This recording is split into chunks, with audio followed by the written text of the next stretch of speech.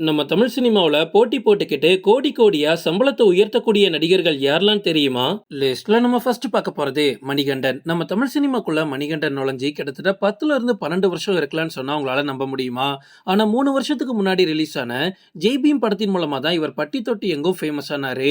நம்ம எல்லாருக்குமே பரிச்சயமான படம் அப்படின்னா அது ஜெய் பீம் தான். இதுக்கு அடுத்தபடியா குட் நைட் அப்படின்ற படத்துல ஹீரோவா நடிச்சாரு. அந்த படம் அவரை அடுத்த கட்டத்துக்கு எடுத்துட்டு போயிடுச்சு. அதுக்கப்புறமா லவ்வர் அப்படின்ற ஒரு படம் நடிச்சாரு. அது தியேட்டர்ல சரியா போகல அப்படின்னாலுமே யங்ஸ்டர்ஸ் மத்தியில மணிகண்டனுக்கு ஒரு மிகப்பெரிய ஃபேன் பேஸ் அது உருவாக்கிச்சு.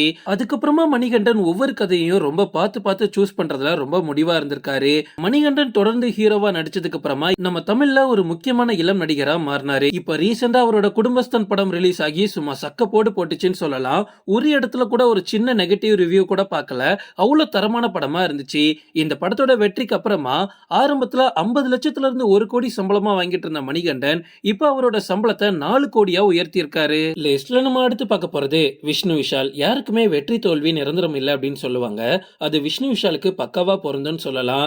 ஏன்னா விஷ்ணு விஷாலோட கெரியர் எடுத்து பாருங்க. ஒரு படம் ஹிட் ஆகும், அடுத்த படம் கண்டிப்பா ஃபிளாப் ஆயிரும், அதுக்கு அடுத்த படம் ஹிட் ஆயிரும், அதுக்கு அடுத்த படம் மறுபடியும் ஃபிளாப் ஆயிடும். இப்படிதான் விஷ்ணு விஷாலோட கெரியர் முண்டாசுப்பட்டில இருந்து கடைசியா லால் சலாம் வரைக்குமே நடந்திருக்கு. கட்ட குஸ்தி அப்படின்ற ஒரு தரமான படத்துல நடிச்சதுக்கு அப்புறமா அடுத்து ஒரு நல்ல கதையை தேர்ந்தெடுக்காம லால் சலாம் படத்துல நடிச்சு அதுவும் சூப்பர் ஸ்டார் கூட நடிக்கக்கூடிய வாய்ப்பை ஏன் விடணும் அப்படின்னு ஆசைப்பட்டு நடிச்சு தன்னோட தலையில அவரே மண்ணள்ளி போட்டுக்கிட்டாரு. இருந்தாலுமே இதுல ட்விஸ்ட் என்ன தெரியுமா? விஷ்ணு விஷால் இப்ப ஆரியான் அப்படின்ற ஒரு படத்துல நடிச்சிட்டு இருக்காரு. அதுவும் போலீஸ் ஆபீசரா. இதுக்கு முன்னாடி 2 கோடி சம்பளமா வாங்கிட்டு இருந்தவர் இப்ப 5 கோடி சம்பளம் கேட்டிருக்காரு அந்த படத்துக்கு. லிஸ்ட்ல நம்ம அடுத்து பார்க்க போறது கவின். எங்கோ ஒரு மூலையில கிடைக்கக்கூடிய கேரக்டரை எடுத்து அப்பப்போ சும்மா சினிமாவில தலையை காட்டிட்டு இருந்த கவினுக்கு இப்ப ஒரு மிகப்பெரிய ஜாக்பாட் அடிச்சிருச்சு அப்படின்னே சொல்லலாம். அந்த வகையில எப்போ அவர் பிக் பாஸ் போயிட்டு வெளியே வந்தாரோ அதுக்கப்புறமா எல்லாருமே கவினோட ஃபேன்ஸா மாறி கவினை ஒரு நெக்ஸ்ட் லெவலுக்கு எடுத்துட்டு போயிட்டாங்கன்னு சொல்லலாம். இவரோட நடிப்புல வெளிவந்த லிஃப்ட், டாடா இந்த 2 படமுமே அவர் ஒரு பக்காவான ஹீரோ மெட்டீரியலா மாத்தி விட்டுடுச்சு. கடைசியா இறங்கின பிளட்டி பெக்கர் கொஞ்சம் மிக்ஸ்ட் ரிவ்யூவா இருந்தாலும் ஓடிடில படம் ரிலீஸ் ஆனதுக்கு அப்புறமா எல்லாருமே பாசிட்டிவா சொன்னாங்க. ஆரம்பத்துல கவின் தேர்ந்தெடுத்து நடிச்ச எந்த படங்களுமே அவருக்கு கை கொடுக்கல. ஆனா இப்போ எடுக்கக்கூடிய ஒவ்வொரு சப்ஜெக்ட்லயுமே கவின் ரொம்ப தரமா பிளே பண்ணிட்டு வராரு. படம் சொதப்பினாலும் கவின் என்னமா ஆக்ட் பண்ணியிருக்காரு அப்படின்னு அவரோட மார்க்கெட்டை கொஞ்சம் கொஞ்சமா ஏத்தி விடுறாங்க.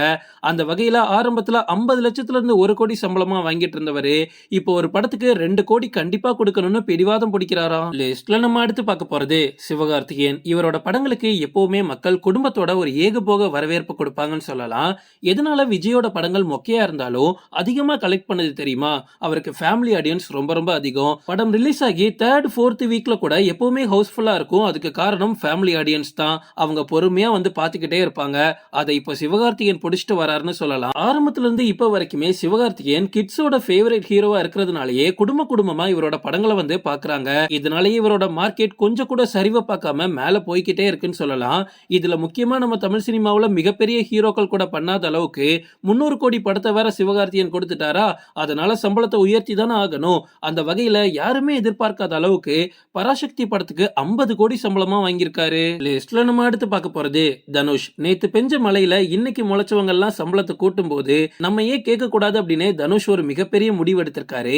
தனுஷோட படங்கள் எப்பவுமே பாக்ஸ் ஆபீஸ்ல மிகப்பெரிய கலெக்ஷன்லாம் பண்ணாது. ஆனா படம் வைஸ் பார்த்தோம் அப்படின்னா சும்மா தரமா இருக்கும். அதனாலதான் தனுஷ ஆக்டிங்ல யாராலையுமே குறை சொல்ல முடியாது. இந்த வகையில இது வரைக்கும் 30 கோடி சம்பளமாக்கிட்டு இருந்த தனுஷும் இப்ப அடுத்தடுத்த படங்களுக்கு 50 கோடி வரைக்கும் சம்பளம் கேட்கிறாராம். ஓகே ஃப்ரெண்ட்ஸ், இதோட நான் இந்த வீடியோ முடிச்சுக்கிறேன். இன்னொரு இன்ட்ரெஸ்டிங்கான வீடியோல நம்ம சந்திக்கலாம். Stay tuned.